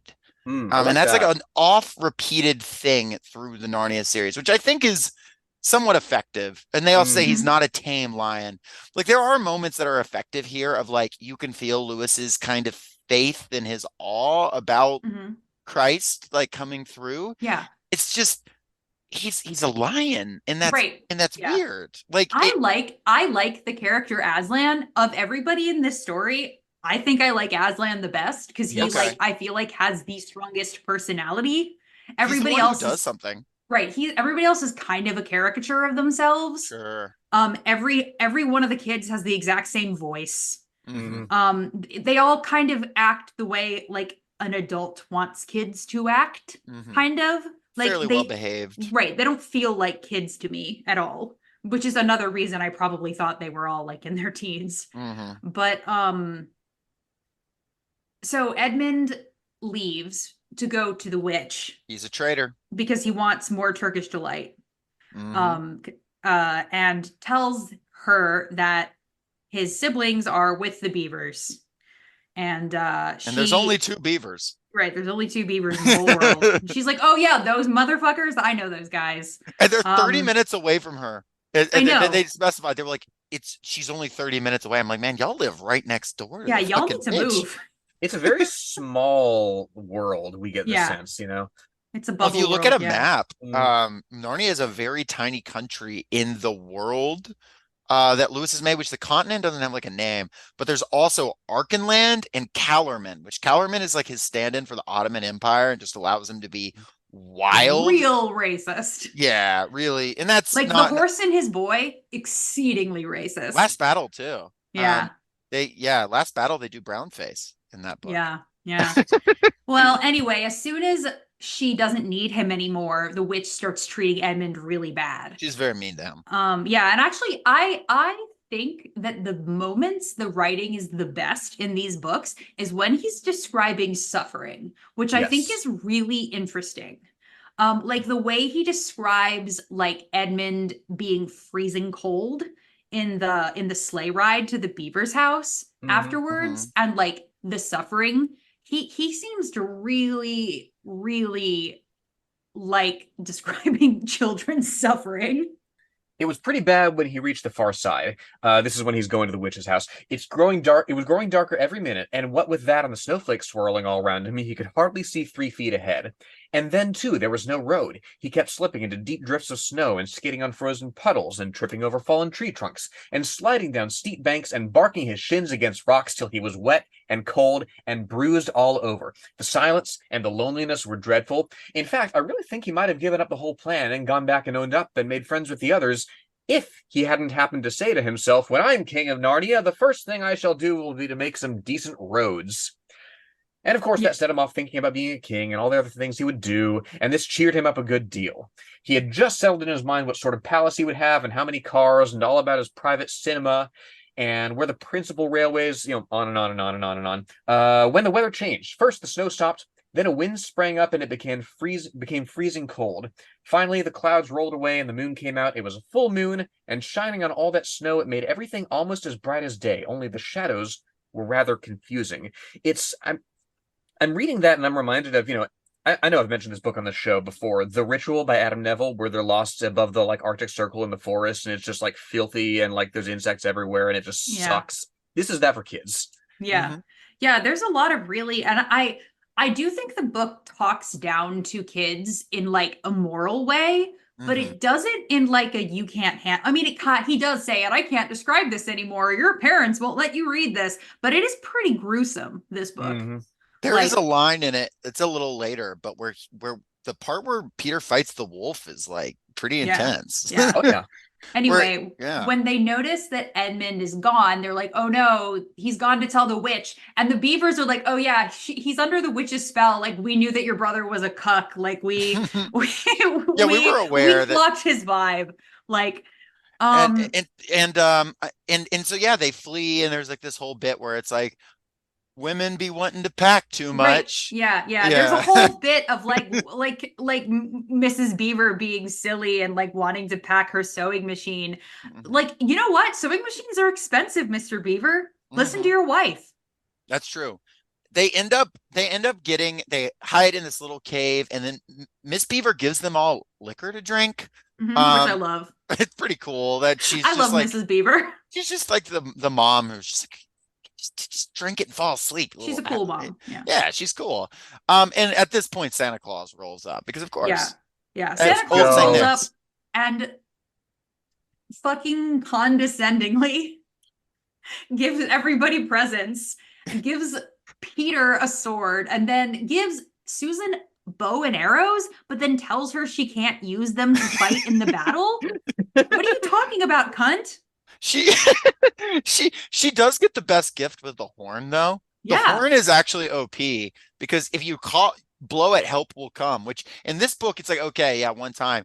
In the next book, they blow it and it summons people from another world, which is pretty sick. Yeah, I mean Lucy and Susan's gifts are way better Way than overpowered. Peter's. Like Peter's is a fucking sword. Who cares? It's a sword that doesn't rust. Right. Over like a period of 1,000 years, but like next to like all powerful healing magic. And also then Lucy gets a dagger and Santa Claus is like, don't use it because I do have a proof of women in war. So and this made me think because like obviously I'm like women can fight, women can kill people, but also like the thing that I think is more fucked up is this expectation that Peter is going to fight and kill people. Yeah, he's 13. Yeah, he's this little boy and he should not be fighting in battles either. Well, being a 13-year-old boy in Narnia on like the power tier list still puts you at like S tier. Like these creatures are apparently incredibly weak, like all of them. Yeah. They're in constant awe of Sons of Adam, yeah. Right. If we were in Narnia, Jacob, you would have to protect me and Lenore. Yes. It would be over. I would be like, I'd jump Santa Claus, take all his shit. Because Santa Claus is easily defeated by the witch because she kept him out for 100 years. That's true. That's true. He would go down like a puss, is what I'm thinking. That's he says right. Like, locks and whatnot are nothing to him, but apparently the witch just making it cold. Yeah. Well, what's interesting to me is that is more interesting than any of it is that Santa Claus shows up for like I think maybe not even 3 pages. Yeah. Yeah. And it's so quick. And that's one thing about this book that like I don't know how to feel about it because like I know I'm not saying kids' novels should be infinite jest or anything like that they need to be this dense, whatever. But it is weird to have something like that and to not spend any time on it. It's like actually like a potentially very interesting scene. I think it's an effective scene in the movie. Actually, the like 2006 or whatever movie actually works pretty well because they're scared. They think it's the witch. Like these are all things that he could have done, but instead he just like wants to speed run having Santa Claus in his book. Yeah, and I don't get it. And to his credit, he writes Santa quite well. He maintains that sort of air of mystery around him. Like he takes stuff, I suppose, from the big bag at his back. He says, but nobody quite saw him do it, right? So you meet Santa, and yet there's still this mystery about how Santa works. It's not the again, like it's weird to have the narrator say, I suppose it happened this way, but like it's not authorial uncertainty, right? It's an adult relaying a fairy tale as best he can from what details he remembers from his childhood about Santa. Right. I think, there's a lot of really charming things in this book. Like there are a lot of charming moments. It's just, yeah. And at this point, it starts like becoming summer very fast. Like the snow is melting because the kids are here and Aslan is here. So like the witch's spell is being broken. And that whole section's pretty cool. Like all the description he does of like the flowers blooming and like the witch's sledge no longer being able to be pulled and stuff like that. It's all very like pretty and pastoral and charming. I still think Tolkien does pastoral and charming better, but I'm biased. I mean, another thing I will give Lewis is that his book is full of women. There is barely a single woman in Tolkien's books. That's true. Like, he doesn't care about women at all. It's got There's a couple Eowyn, but wives. That's yeah. really it. And Eowyn, I guess. But To do her version of Macduff. Yeah, just yeah, like she does her. Did you assume my gender? yeah. Gosh, can you imagine if that movie came out today, how mad people would have been Oh my Yeah. about it? God. But neither here nor there. Um, but yeah, like it has this whole part where it's turning to spring and it says he noticed a dozen crocuses growing around the foot of an old tree, gold and purple and white. Then came a sound even more delicious than the sound of the water. Close beside the path, they were followed by a bird, suddenly chirped from a branch of a tree. It was answered by the chuckle of another bird a little further off. And then, as if that had been a signal, there was a chattering and chirruping in every direction, and a full song. And within 5 minutes, the whole wood was ringing with birds' music, and wherever Edmund's eyes turned, he saw birds alighting on branches, or sailing overhead, or chasing one another, or having their little quarrels, or tidying up their feathers with their beaks. And it's like, yeah, it's got these like Yeah, little moments that are it's quite nice. pretty. Yeah. And And it then also, sorry, go ahead. Go ahead. Oh, well, ahead. I just think it's also interesting though, at this point, you kind of feel like the plot feels a little bit almost resolved at this point though, because it's like, oh, well, the witch's magic is broken. Like she got beaten very fast. With And vibes. right, with vibes. And the kids then meet Aslan, who is Right. Jesus. And And I it's feel like, like okay, cool, we win. I feel like when they so how I kind of think he beefs it with Aslan is that they all instantly love Aslan for no reason. Right. And that I think really does what he's trying to do here a disservice because what he's saying is that you should love Jesus immediately for no reason. And that's not actually how that works. Like trying to if this is trying to convert people, for instance, like it's like saying if you don't, like with Edmund, it's like if you don't love him instantly, there's something wrong with you, which is like I feel like not gonna really win friends and influence people. Also, not what happened to Lewis either. There is this ineffability, right? I mean, he says there's stuff he writes in Mere Christianity about like, look, we're not going to get into the esoteric nature of whether or not he was divine, right? All these things that you argue about when you're deep in the sauce of academic Christianity, right? But because that's not what converts people. But at the same time, Aysha, you're absolutely right. Like there has to be something material that's I mean, Jesus has parables, he has teachings, you don't just come to him and you're like, oh yeah, this is the guy.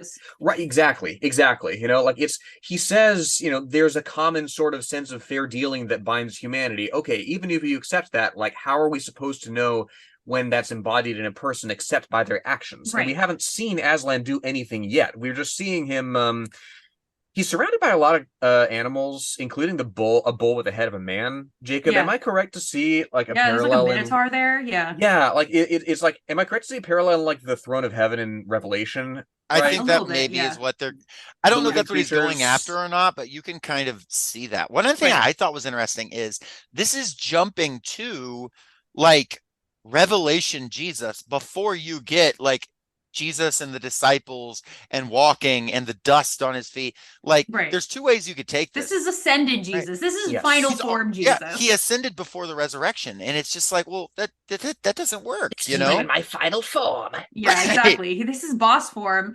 So, and Aslan seems, I mean, like, I love a pretty lion that you could pet or whatever, but my dude might not even be that. My dude might be a human animal. Like, yeah, because a couple times he does like pat, he dubs Peter with a sword, and like, yeah, maybe he was using it in his mouth. It's a little unclear. Yeah, it's a little unclear. I don't know. I prefer not to think about it, but I will say Liam Neeson. I like imagining Aslan's voice as Liam Neeson. It's very funny. Hand it to me, and Neil, son of Adam, said Aslan. When Peter had done so, he struck him with the flat of the blade and said, "Rise up, Sir Peter Wolfsbane, and whatever happens, never forget to wipe your sword." Yeah, it doesn't even say how he's holding it. Right, like, yeah. And yeah, right. Peter kills the wolf, like the secret police. His name is like, is his name Fenris? Mogram is the chief of police. I just made that up.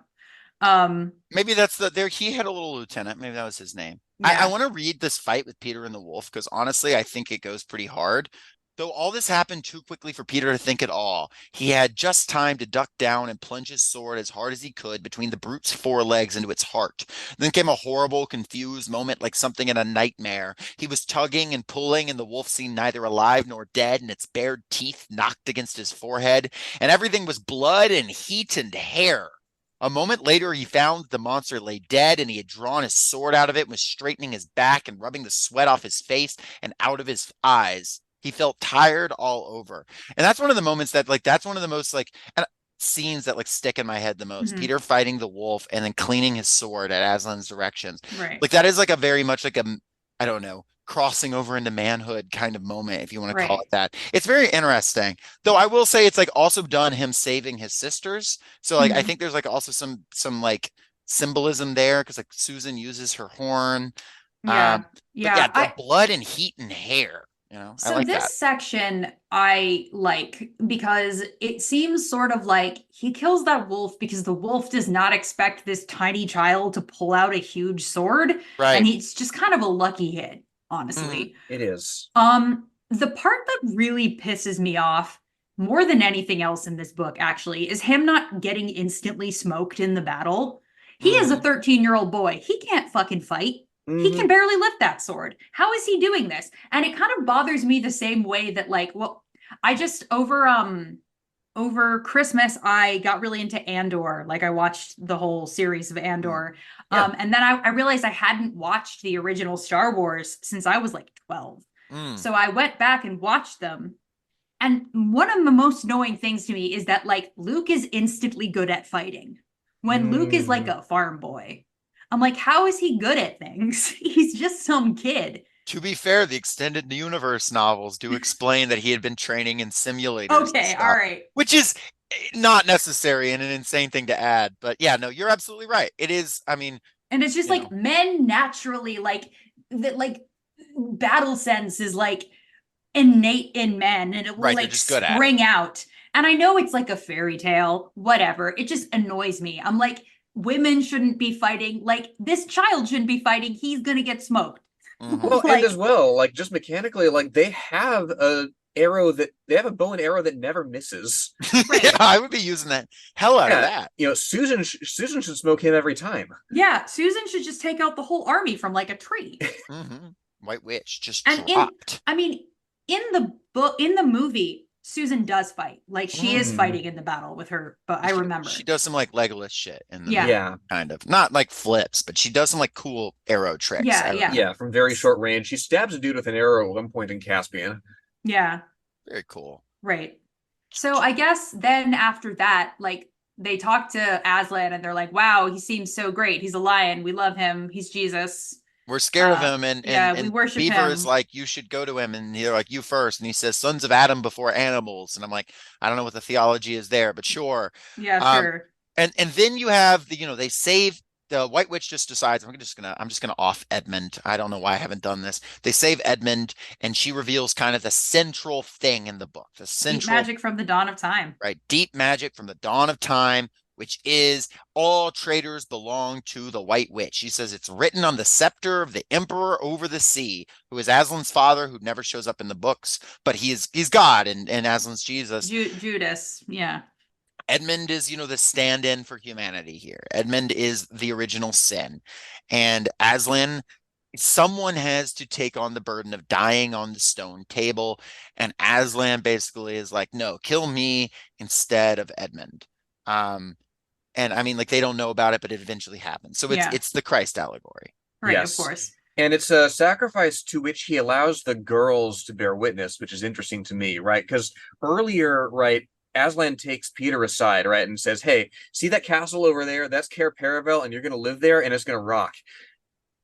What leads the girls to seeing Cair Paravel is a sunrise after Aslan's sacrifice, right? It's the sacrifice that leads them to see it. I don't think they're mentioned to have seen it. Right. Until that moment, right? So they have to go through some shit first. To me, it really does. It feels men are bestowed this. Men are bestowed with things just for existing. Yes. And women need to earn them. I don't know if that's what he was trying to say, but to me, that's how it comes across. Edmund even Edmund, as soon as he's like got his redemption arc, like he's forgiven instantly. Aslan says like, what happened is past. You're not allowed to be mad at him anymore. And then Edmund is the hero of the battle. Right. Like there is right. Lucy's like, should we fucking tell him that Aslan had to die for his ass? And they're like, no, don't. And I was like, tell him. Aslan's death is interesting too, because like it's the parallel of Jesus dying on the cross. But it's very quick. It's like, so fast, and his resurrection is very fast too. Doesn't take I also 3 think days. something is lost when the devil is the one who kills Jesus rather than humans killing Jesus, and he's dying for the minute. Like I think there's something central being lost there.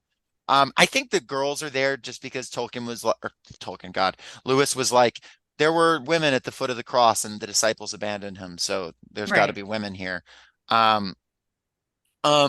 Yeah, and so then it's weird. It doesn't really work. It feels tacked on to me. It's like, so fast. It's a really beautiful, I think it's a very beautiful scene. Like I have it like very strong in my head, and I cried when I read it when I was a kid.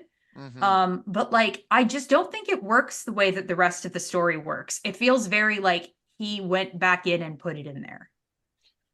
But I guess he thought he had to, but like there has to be a moment where Aslan is challenged in some way, right? Because they don't spend any of the other books. In all the other books, they don't like have Aslan during the climax with them. He shows up afterwards and it's like, thumbs up, you did a good job. Because obviously Aslan being there defeats the point. Like, because Aslan would just win if he fought for them, which is what he does here. So I guess he just has to be removed for there to be a battle. Right. And then after he comes back from the dead, like the story's basically over. Yeah. It's like he didn't care anymore. He's like, okay, I shot my wad. I shot my Jesus wad. Like, let's go. Let's wrap this up. Yeah, so they run to the castle and he breathes on everybody and they're not made of stone anymore. And then he goes to the battlefield and eats the witch. Yeah. And then they become like brother brother kings. Wives. Like, you know, that gets addressed more specifically in The Horse and His Boy when there's like a guy who's like insanely horny for Susan is the antagonist of the book. But yeah, they presumably, I would assume if I saw 2 kings and 2 queens, they were married to each other. But no, it's just brothers. Peter's High King though. Don't think the women are equal to him. Let's not get any ideas. Yeah, so it kind of ends and then at the end they're on a hunt for the white stag and they go back through the wardrobe and they're children again. And I can't think of anything more horrifying. Oh God. Like if I lived like 15 years in Narnia and then I went back to being like 13 years old, that's I don't know what I would do with myself. 13 years old during the Blitz. Yeah, that's terrible. Like I had to go back. I'm being bombarded by an enemy country now, and like I'm not an adult anymore, so I can't do anything. Right. Yeah. I will say I have a quick note, to put some politics in here on how the children ruled, if you want to know that.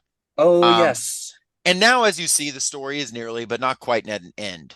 These 2 kings and 2 queens governed Narnia well and long, and happy was their reign. At first, much of the time was spent in seeking out the remnants of the White Witch's army and destroying them. And indeed, for a long time, there would be news of evil things lurking in the wilder parts of the forest, haunting here and killing there, a glimpse of a werewolf one month and a rumor of a hag the next. But in the end, all that foul brood was stamped out, and they made good laws and kept the peace and saved good trees from being unnecessarily cut down and liberated young dwarfs and young satyrs from being sent to school and generally stopped busybodies and interferers and encouraged ordinary people who wanted to live and let live. Small government. He did classical liberalism in Narnia. I know. I mean, the first thing that came to my mind when he said, the satyrs and the dwarves weren't sent to school. I mean, the first thing that came to my mind, right, is like residential schools in like Canada and the United States where they send Native American kids to like have the, Native American beat out of them, essentially. That's probably not what he was going for here. He's probably not going like as anti-colonial I think as he was just doing an anti-school, hey, fellow kids, don't we hate school thing. I don't think it's that dark of a reading. He almost got killed in school, so I don't really blame him. But like, yeah, and it's very like, okay. The ending, I'm just like, thumbs up, bro, I guess. Like, They have a moment where they talk like King James It's so Bible funny. characters. That really got me. I don't know if it was supposed to be funny, but it It's got to really be a fucking joke. sent me. He's like, even Like, so, let us go, madam. I think it yeah. was a joke. Yeah, Like it it was has really good. I loved it. They're friends. Heroes a great marvel. I'm always saying that. Yeah, me too. Yeah, I'm yeah. always Word. marveling. Anyway, so here's where I reveal that like I have a lot of Narnia lore in my head, but it's competing with other lore because I really love The Magicians. Like Hmm. that series, I really love. I'm a fan of Actually, their nephews. Sorry, go ahead. the yeah, Love Grossman series, The Magicians, which is like edgy Narnia, Hmm. basically. And actually, I really like the TV show, probably better than the books. But I met him. Have you guys read those books? I've not. I've only ever seen episode 1 of the show. Okay, so the books is like basically like a combination, I guess, of Harry Potter and Narnia. Like in the Mm. beginning, this kid goes to like a magic graduate school where he learns to be like a magician, and then but he's been obsessed with this book series called Fillory his whole life, which is Narnia. Mhm. And he a bunch of Narnia stuff happens basically. Like it even has like a place where they go and there's a bunch of fountains to different worlds and stuff. Right. Um, and I met the author, Lev Grossman. I used to work at a bookstore, and he told me that literally, like the first time he pitched it, it was Narnia. Like it was called Narnia. It had all of the Narnia lore in it. The kid was obsessed with Narnia. They go to Narnia, and his editor was like, "You cannot call it Narnia. Please, please change it." So he had Kindred, to like, kindred experience with Francis Spufford. yeah. Yeah, So he had 15 to years, so it's public domain. Yeah, he had to make it like instead of like a bunch of pools in a forest, he had to change it to like fountains. And then Right. instead of being a lion, he changed it to like two rams and stuff like that. And I know that like your mileage may vary on like edgy retellings of kids stuff, but a lot of it really is feels like what would actually happen if you tried Hmm. to do this. And it has a lot of very like dark stuff in it. And I like the show better just because like the characters are more interesting to me, but like I love that because it kind of does for me what I'm like I wish Narnia would do, which is like actually take itself seriously. Mm-hmm. But yeah, I know a lot of people don't like it, but I really love it. I remember when I was a kid, I really like wanted to like understand Narnia more than there was Narnia to understand. Like Hmm. having read all the books, I was like putting together the timeline and stuff. And the timeline is batshit, by the way. If you Yeah, actually look at it, Narnia spends most of its history and like oppressed between the yeah, White Witch and the yeah, Telmarines. There's Yeah. like 2,000 years of Narnia history. Santa Claus is a historically progressive force, but doesn't do all of it. Yeah, yeah. basically. Uh, and then it ends and there's the apocalypse and then there's the future Narnia. But like I wanted to like understand like what the characters, how does the magic work? Like I was trying to do like kind of like annoying world building stuff with Narnia that Yeah. doesn't exist. So maybe I should have read that when I was a kid. But Well, you have like to have a lion walking around and singing, and that creates like a nexus of positive energy that makes an iron bar grow into a new lamppost. right. Well, that's why the magician's nephew is that it's interesting, if nothing else. You plant toffee and it grows into a toffee tree. Like but Lion the Witch in the Wardrobe has this like intro. It is this like book that it's a perfectly solid kids book with all this evangelical stuff and all this mythology stuff and all this like strange hangups of this weird man child that have just like infested the world and turned it into something that like just stuck in people's heads. People just loved Yeah. this. And my question to y'all is, why does Narnia have the lasting power it does? Because it wasn't like this was a book that was like existing in some alt Christian media space or something. This Right. isn't Adventures in Odyssey or something. This is a book that was wildly popular across a massive demographic. So why do you think that is? Was there just nothing else in 1950? I don't think that's the case.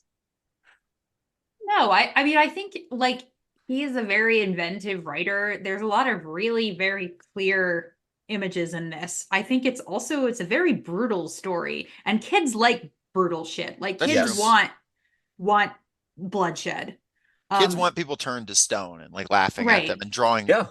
glasses on their eyes and stuff. Right. And Yeah. like part of me wishes that I could read Narnia without knowing about Christianity, because I think it would be a great story. Like if you didn't know that this like maniac wrote it. Well, and with this, and with the authorial voice that it does, like condescending as it is here and there, he does still show you the suffering. He does still show you the stakes of, yeah, this nice guy that you met, he's a statue now. Who knows if he's still conscious in there, right? Yeah. I mean, he doesn't That's spell that true. out explicitly, but it's left to you That to is a like good imagine, question. right? Yeah. He has stakes here, and he has visceral stuff. Like, I mean, again, the first battle, Peeta versus Maugrim, that does go hard because it's chaotic and you don't know what's going on, and you just have sensations that are unpleasant, right?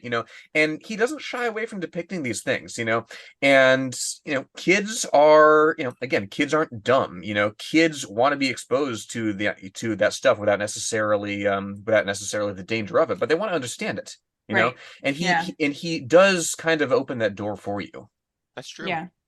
I don't know. Do you think when because this book ends with him being like that there would be more adventures in Narnia. And I think there's something to it of like this book does invite the kid to imagine wandering through the wardrobe. Like if you were in a big enough house, you could wander through a portal Yeah. into another world. Like this book does feel like that. Like if you were playing hide and seek in the right place and the right little sprinkle of magic hit. And so I think there's something about that that really works. Yes. Um, and that this whole thing feels a little bit like kind of a half remembered dream, like a kid who heard a bunch of fairy tales and kind of Yeah. dreams they go on a quest or whatever. It's just the whole thing is overhung with this his particular like brand of Christianity Yeah. that like he can't escape from either as an author. Like Yeah. he can't tell a more whatever. And this happens to him in multiple of his books too. Like in Pilgrim's Regress, he can't have the God stand and have ever made a mistake. In The Great Divorce, he can't have any of the characters of hell realize they've made a mistake and go to heaven and reckon with what they've done. None of them, because you Right. can't go to heaven once you've gone to hell. When you're reading Paralandra, you can't have this like very gorgeous woman that it describes very specifically as being very hot. Um, like like it's very clearly like I know this is a whole different thing, but it's very clearly sexually interested in her, but it's terrified of mentioning anything sexual because she is Eve and she is innocent. Tolkien is able to escape these things, right? Mhm. In a way, despite having these same beliefs as Lewis, I think by just kind of doing more and growing outside the world, like building his own world. But Lewis is building this world. Basically, it feels like Narnia feels a lot of the time like a stage that kind of gets set up to do the scene, and then you move on to the next one. And Narnia, as I understand it cohesively, is putting all these things together, but it never feels like Lewis did a whole lot of thinking on Narnia and its like totality. And I Right. think that that's proven by the fact that like just multiple times in it he just like rewrites his own canon and lore, which is Yeah. fine, but I don't think that there is much past that, and I think that's like where this kind of fails. Well, Right. but the advantage as well, though, is that okay, so Narnia is a less cohesive, like less totalized, like less totally sketched out world than Middle Earth is. Fine, it's got aspects of what we know of. It's got Christmas, it's got Santa and all that. It's got Christianity, even though, like, I mean, I vaguely remember reading it in elementary school and not really having the I mean, I was raised Christian, but like I didn't really go into it with that context in mind, right?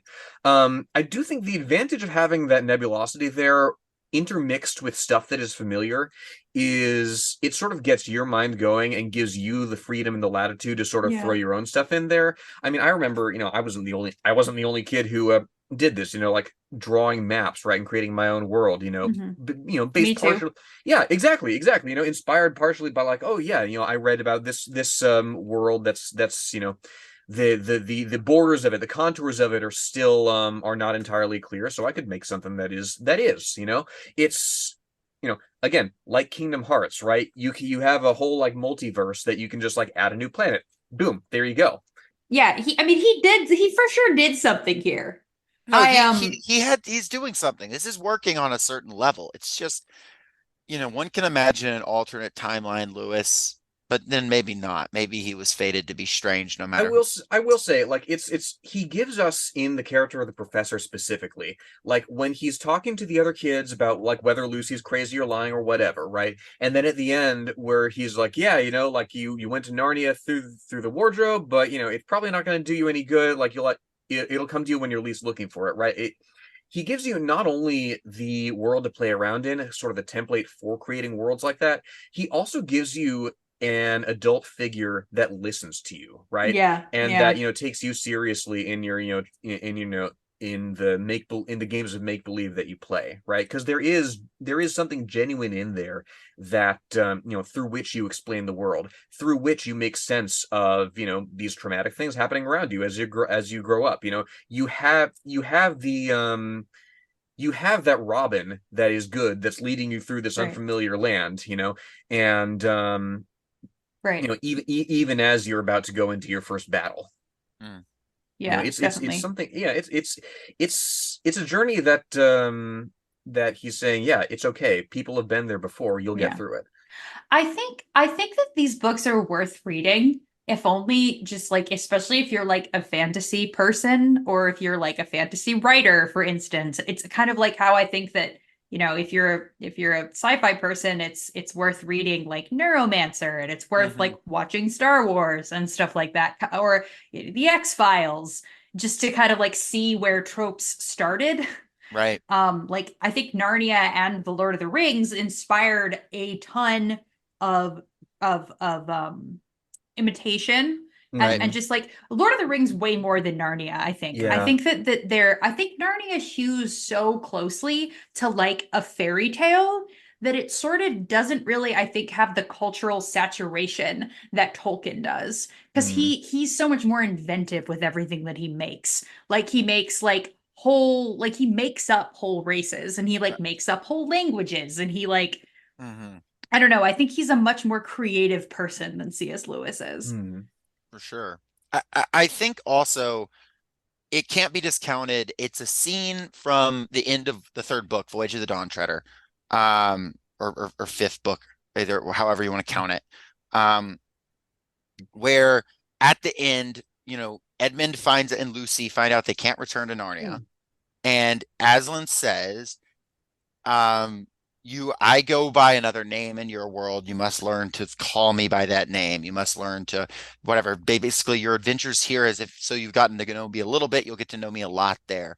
And I think that's also very revealing with Lewis's intentions too. Right. I think there's just like a revelation of like that at the end of the day, Narnia is a vehicle, and I think that's Yeah. also part of why it Narnia's a falls flat. trick.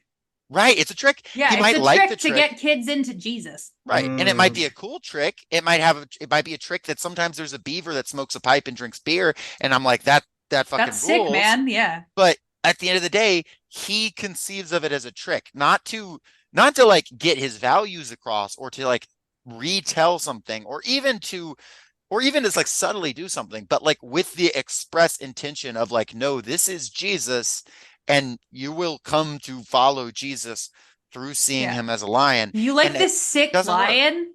Now Yeah, check out Jesus. It's yeah. like, As long that's as the not tape, sick at all. He's not a lion. That right? like youth preacher voice. You know who else died and came back? That's the thing though. Like there is, as weird as that kind of ineffable affection is with which the children see Aslan, it does kind of it does it is that sort of thing of where like, okay, like I don't need to get too didactic about it, because like you'll he's so cool, you'll come to appreciate how cool he is in your own time. Like he doesn't get too preachy about it, like it's just kind of there. Mhm. But also, I mean, I think it's also like, a big fun cat that you can ride on its back. Like that Right, sounds that part is fun. awesome. And Yeah, That the part where they're sometimes, running like when they're around, like yeah. playing and stuff, like getting to play with a big fuzzy lion throws you up in the air a few times. sounds Yeah. amazing. Yeah, that sounds amazing. Jesus ain't do that for me. Yeah, Like, has Jesus ever vored a witch? I don't think so. yeah, I know. Like Jesus has never asked me to ride on his back. Mm. So I don't know. Maybe if Jesus was a lion, I would be more into him. Ultimately, like I still like I'm never gonna say that I like don't I still love these books. Like Oh yeah. I always will. I just it's there, it's part of me. I have a great like fond memories of them. It's just it is so strange that just the background and when you start to sort of see the little details and like kind of look peek behind the curtain of them. Mhm. But like It is like seeing the man behind the curtain. Like you right. see Yeah. the magnificent Oz, and then you see it's just somebody pulling levers to get you into Jesus. And it's kind of annoying. Mm-hmm. Pull the Jesus lever. Yeah, exactly. But he said it's not an allegory though. Yeah. It's not an Yeah. allegory though. Oh, well, He then it must says not so be. so clearly. He capitalizes the he for Aslan when he's writing essays about Narnia, but it's not an allegory. So, kind of coming to a close here, what can we, you know, what if we learned today? I don't know. We've learned that C.S. Lewis is a furry. We learned he's a furry. We learned he has a mommy That's king. valuable. We learned he saw his wife as his mother and his daughter, and like a bro, maybe even better. Yeah. Is the monarchy at Cair Paravel historically progressive from the despotism of the White Witch? I think it is. Yeah. Monarchy notwithstanding. It moved the power of government from one people to four people, and that Yeah. is actually expanding. Yeah. And everything went to hell because they left and a bunch of brown people came and set up. That's true. That's true. Or aren't they supposed to be Spaniards? Aren't the Telmarines Spaniards, I I thought think? they were supposed to be Arabs, but No, the Calormans are Arab. oh, okay. That's Horse and his boy. The Okay, yeah. Telmarines are pirates from our world who wandered into Narnia and then conquered Narnia, but then they're Spaniards for some reason. Yeah, But they got especially in the movie Prince Caspian, like they have that like conquistador aesthetic to all their armor, like and yeah, stuff. but then in Last Battle, it's Calorman, and Calorman is like, we're gonna make you worship our false god, The men that our Cool, all Tash. are. Lewis. Real cool. I will say, shout out to Last Battle for having the Antichrist be a donkey. Like they have a literal Antichrist donkey, and they have the Yeah. false prophet who's an ape. Um, so I Yeah, haven't read he Last starts Battle. getting really weird with it. I haven't he read has Last like a Battle, but weird like they keep the like evil god in the stable, right? And they keep feeding people to him.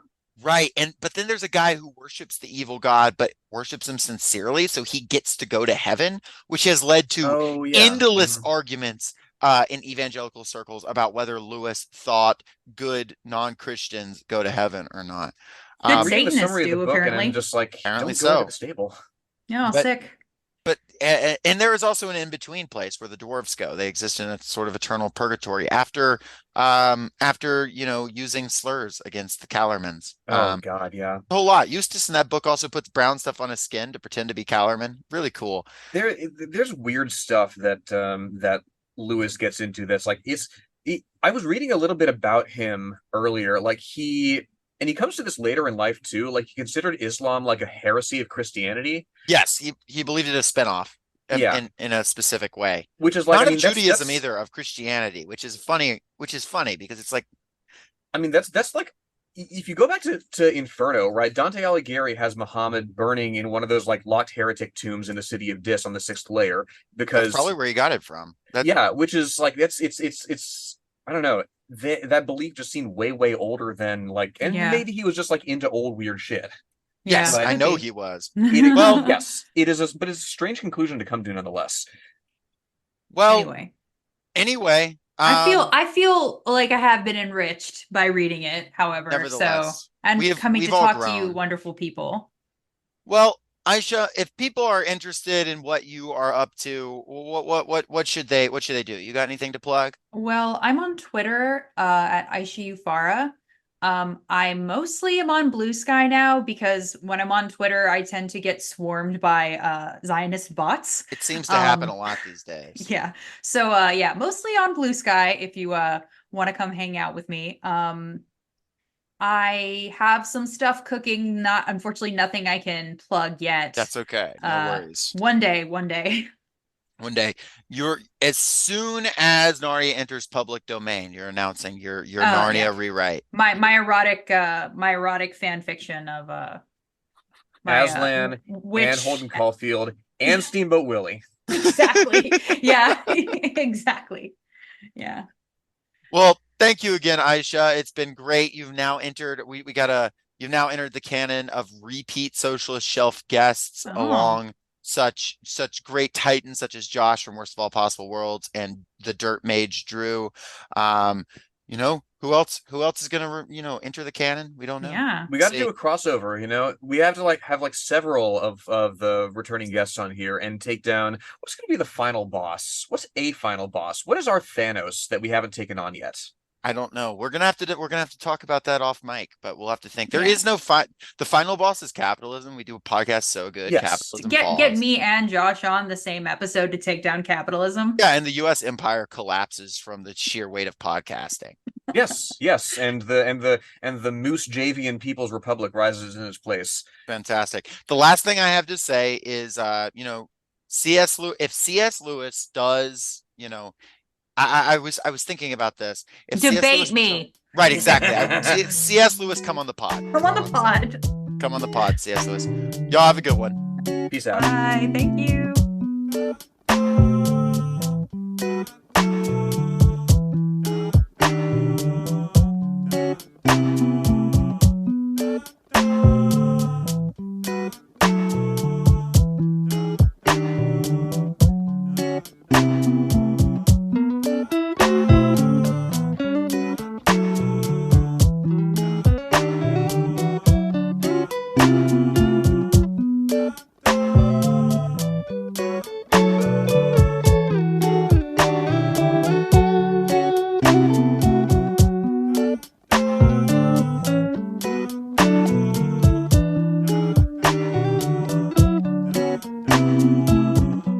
Thank you for listening to Socialist Shelf Radio.